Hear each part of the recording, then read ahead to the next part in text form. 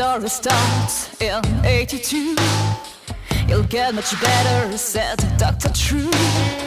It's been a crime, this blood of mine. I've been so tired, but my body knew.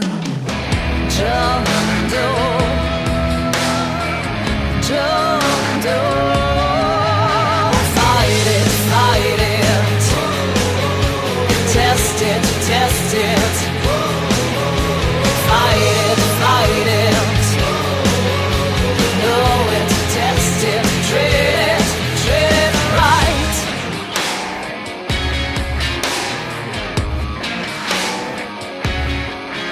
Dans mes chansons, j'ai toujours défendu des sujets assez tabous dans la revendication, et pour moi ça fait partie du rôle d'un artiste de dire des choses importantes et surtout des choses dont certains ne veulent pas parler et ne veulent pas entendre.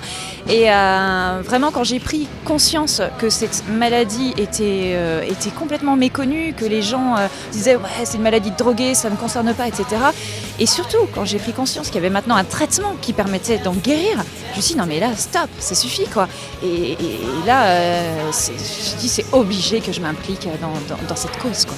C'est le genre de cause qui a du mal à sortir de son silo, qui a du mal à sortir de son univers, et appliquer la culture et la musique permet de faire rencontrer des gens qui n'ont pas l'habitude de se voir. Ce sujet, parler de santé grâce à la musique, ça étonne. Parler de musique grâce à la santé, ça étonne. C'est notre pari.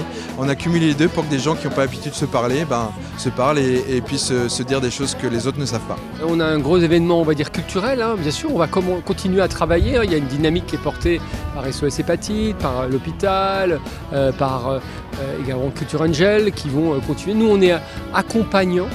Et donc là aujourd'hui c'est un gros accompagnement, parce que c'est un lieu tout à fait symbolique avec des moyens qui sont mis pour faire de la musique, parce que la musique peut être un vecteur de prévention et d'information. Et ensuite à la rentrée on va faire un peu l'évaluation de ces deux actions, l'action autour de Noël, l'action là maintenant autour de l'été, et on va surtout aller je pense vers les professionnels de santé pour qu'ils puissent accueillir ces gens qui auront été sensibilisés de façon générale. La musique, c'est porteur de messages. La musique, c'est quelque chose de fédérateur, comme l'art en général ou le sport d'ailleurs. Et ça permet de toucher les gens de manière un peu plus profonde, je crois.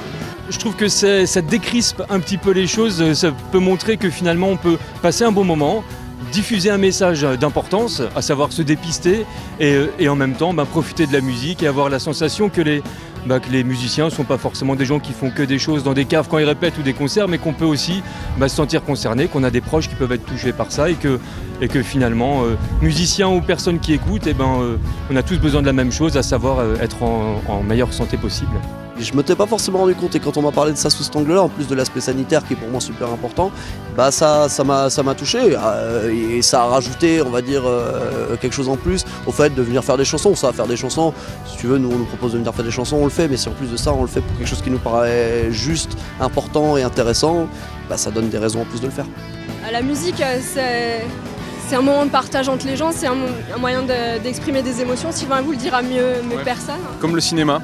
Ça permet de sensibiliser les gens autour d'un thème par l'émotion, et beaucoup, parce que c'est tout le temps comme ça que ça marche. On travaille tous les deux dans le milieu de la santé, et pour nous, c'était évident de participer. Ça m'a tout de suite beaucoup intéressée parce que je me suis rendu compte que je ne connaissais pas du tout l'hépatite C. Donc pouvoir permettre de rendre visible quelque chose comme l'hépatite C qui, 1, se dépiste, 2, se soigne. Évidemment qu'on était au rendez-vous pour, en musique, essayer de sensibiliser les gens à cette question-là.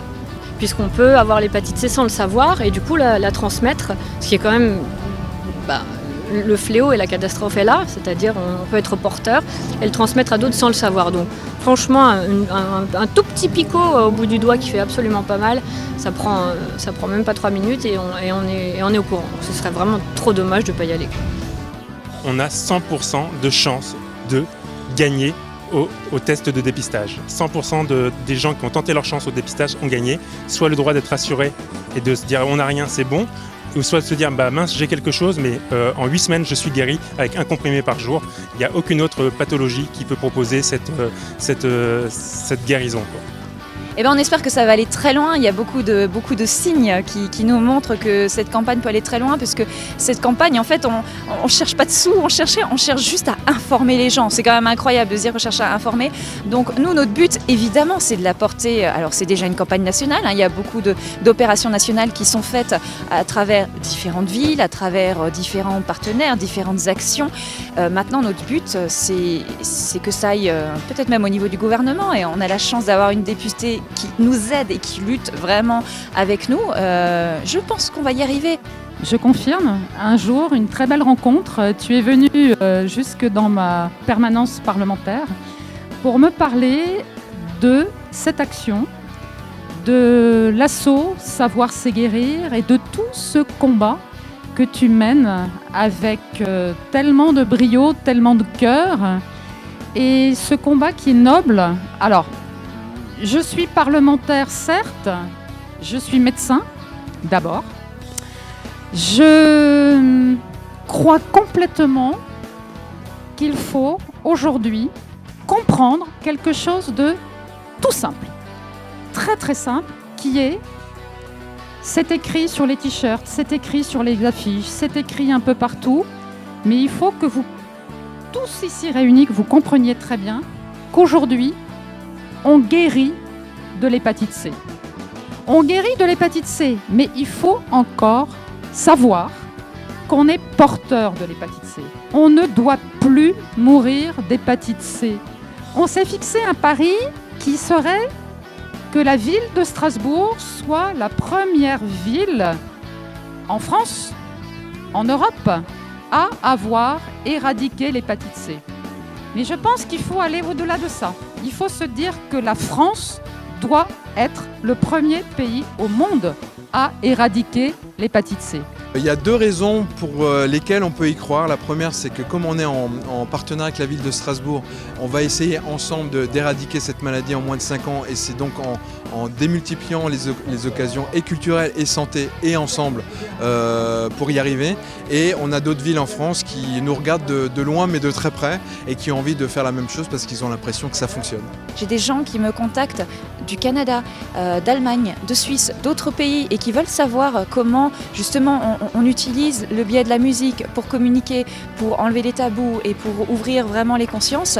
Et je crois que c'est ça le but de cette campagne Savoir c'est guérir, c'est de grandir, et que en fait il y ait un petit peu des campagnes Savoir c'est guérir comme ça qui se développent dans tous les pays, et que le tout ne fasse qu'une entité. Et c'est ça la magie de la musique finalement, il n'y a pas de frontières, et dans la santé ça doit être pareil, parce que ce virus-là, on ne le traite pas de la même façon dans tous les pays. En France, on est bien lotis. Quand je disais qu'il y a un traitement qui est accessible à tous, il est accessible à tous en France, mais c'est pas le cas dans tous les pays. Donc je pense qu'on a un rôle aussi de montrer l'exemple.